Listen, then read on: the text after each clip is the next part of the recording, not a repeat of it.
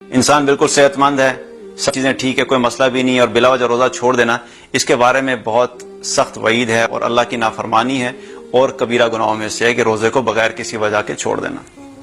ایک حدیث میں آتا ہے نبی صلی اللہ علیہ وسلم نے فرمایا کہ جو شخص بھی رمضان المبارک کا روزہ، ایک روزہ بھی قصدن یعنی جان بوجھ کر چھوڑ دے، غیر رمضان میں اگر وہ ساری زندگی کے روزے بھی رکھے گا تو اس ایک روزے کے برابر نہیں پہنچ سکتا۔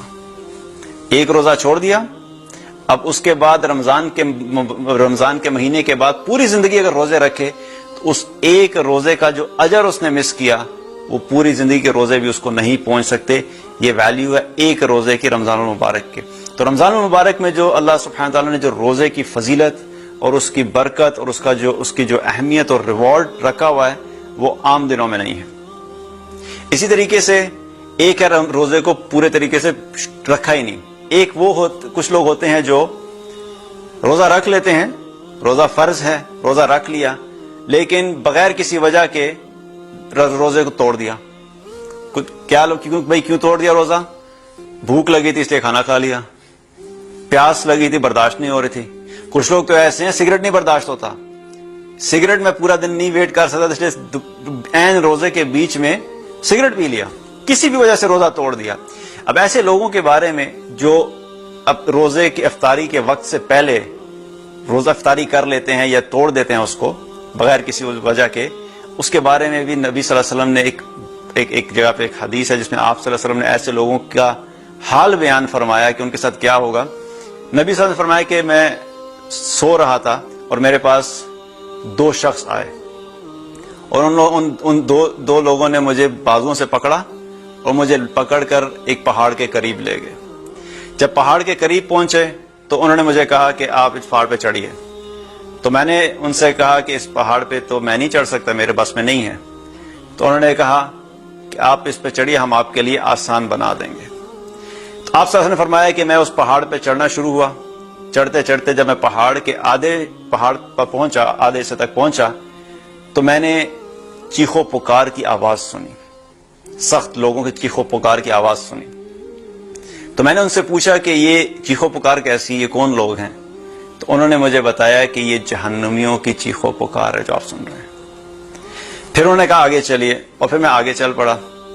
آگے چلتے چلتے ہم ایسی جگہ پر پہنچے جہاں پر کیا دیکھتے ہیں کہ کچھ لوگ ہیں جن کو الٹا لٹکایا ہوا ہے، پاؤں اوپر اور سر نیچے الٹے لٹکے ہوئے ہیں، اور الٹا لٹکایا ہوا ہے، اور ان کی جو باچھیں ہیں یہ جگہ ان کو چیرا ہوا ہے اور ان کی باچھوں سے خون بہ رہا ہے۔ تو آپ صلی اللہ علیہ وسلم فرماتے ہیں کہ میں نے جب یہ دیکھا تو ان سے پوچھا کہ یہ کون لوگ ہیں؟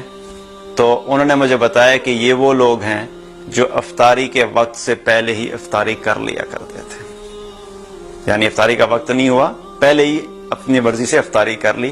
آپ سوچئے کہ افطاری کے وقت سے پہلے افطاری کرنے کے اوپر اتنی شدید سزا ہے، تو جو شخص روزہ پورا چھوڑ دے گا اس کی کیا سزا ہوگی؟ تو بغیر کسی شرعی عذر کے روزہ چھوڑنے کے کوئی جواز نہیں ہے، ہم نے روزہ رکھنا ہے۔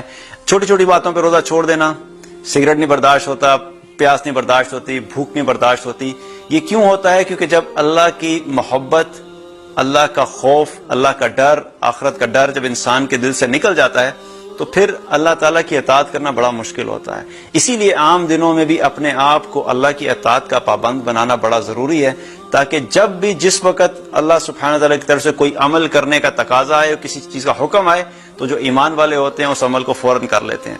لیکن جب ایمان کمزور ہو جاتا ہے تو پھر اس وقت اللہ کی اطاعت کرنا بڑا مشکل ہوتی ہے، چاہے وہ روزہ ہو، چاہے وہ نماز ہو، چاہے وہ جھوٹ چھوڑنا ہو، چاہے وہ غیبت ہو، چاہے وہ چغلی ہو، چاہے کوئی بھی گناہ ہو۔